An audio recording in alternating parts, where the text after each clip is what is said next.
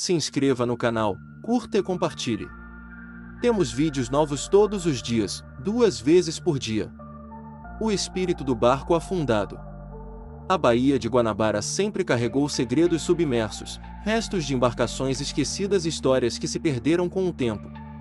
Entre pescadores e moradores antigos, um sussurro persistia, a lenda de um barco que nunca deveria ter zarpado, e cujo espírito ainda assombrava as águas noturnas. Diziam que o barco afundado pertencia a contrabandistas, homens que navegavam sob a lua cheia, carregando tesouros ilícitos e dívidas de sangue. Quando finalmente foram alcançados por uma tempestade, a embarcação foi engolida pelo mar em frente às ilhas que salpicam a baía. Nenhum corpo foi encontrado. Os pescadores juravam ouvir, em certas madrugadas, o render da madeira e o barulho de correntes vindo do fundo das águas.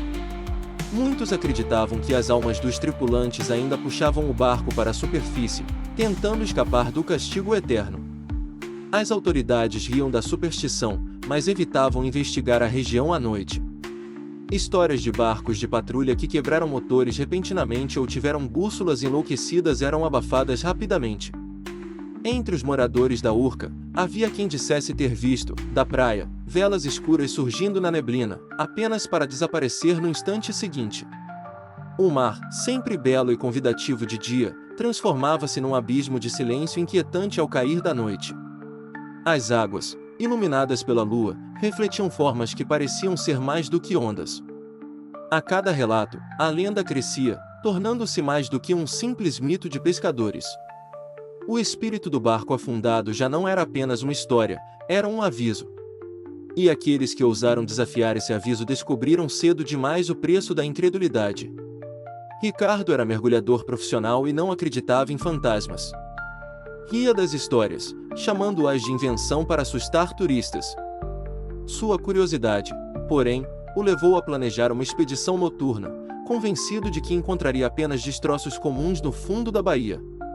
Na noite escolhida, o céu estava encoberto, e a lua, escondida atrás das nuvens, mal iluminava a superfície. Ricardo ajustou seu equipamento e mergulhou próximo à ilha fiscal, onde diziam que o barco havia desaparecido. À medida que descia, a escuridão parecia mais densa que o normal. A lanterna iluminava apenas alguns metros adiante, revelando cardumes dispersos e a sombra distante de estruturas submersas. Foi então que ele a viu. Uma madeira enegrecida, mastros quebrados e o que parecia ser uma vela rasgada, presa ao fundo lodoso. Era o barco. Ricardo aproximou-se, fascinado. Mas quanto mais se aproximava, mais sentia que o casco respirava, como se a embarcação estivesse viva. O render da madeira soava abafado, mesmo debaixo d'água. De repente, algo puxou sua perna.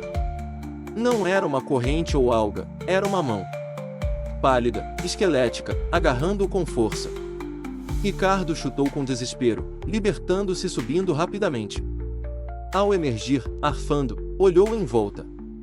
O mar estava calmo, mas um som ecoou pela noite, o estalar de velas sendo abertas. E lá, no horizonte nevoado, ele viu a sombra de um barco que não deveria mais existir. Na manhã seguinte, Ricardo contou sua experiência, mas ninguém quis acreditar. Chamaram-no de alucinado, vítima do medo e da pressão da água. Mas ele não conseguia esquecer a sensação gélida da mão que o agarrou. Determinou-se a retornar. Não podia aceitar que fosse apenas fruto de sua imaginação. Levou consigo uma câmera subaquática para registrar o que havia visto. Na segunda descida, encontrou novamente o casco do barco, mas desta vez parecia mais intacto, como se tivesse sido preservado. Gravou cada detalhe, a madeira coberta de limo, os destroços que pareciam se recompor diante de seus olhos. Foi então que o inesperado aconteceu. A câmera desligou sozinha, e a luz da lanterna falhou. Ricardo ficou cercado por uma escuridão sufocante. Do fundo, vultos começaram a surgir.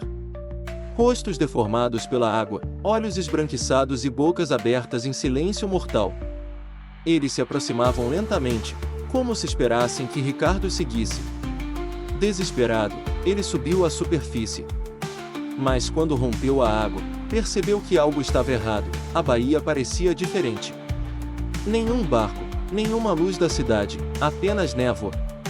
E diante dele, navegando em direção lenta e inevitável, estava o barco, inteiro, com velas negras e tripulantes espectrais em seu convés. Ricardo não sabia mais se estava vivo ou se já havia cruzado para o mundo deles. Dias depois, pescadores encontraram o barco de Ricardo à deriva, vazio. Seu equipamento ainda estava dentro, mas não havia sinal dele. As autoridades declararam desaparecimento, mas os pescadores sabiam o que tinha acontecido. Sussurravam que Ricardo havia sido levado pelo espírito do barco afundado, condenado a juntar-se à tripulação perdida. As noites seguintes foram marcadas por relatos estranhos.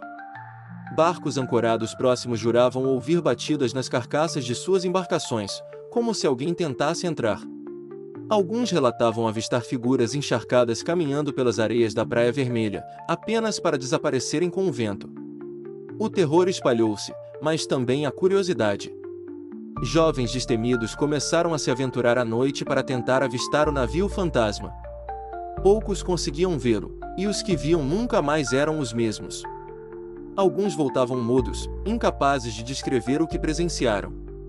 Outros enlouqueciam, murmurando incessantemente sobre olhos que os observavam sob as ondas. A Baía de Guanabara já não era apenas um porto movimentado. Tornara-se um cemitério vivo, onde a fronteira entre os mortos e os vivos se desfazia sob o luar. E a cada desaparecimento, a tripulação espectral parecia crescer. Com o passar dos anos, a lenda tornou-se maldição. Diziam que, em noites de tempestade, o espírito do barco afundado erguia-se inteiro das águas, navegando lentamente até as margens.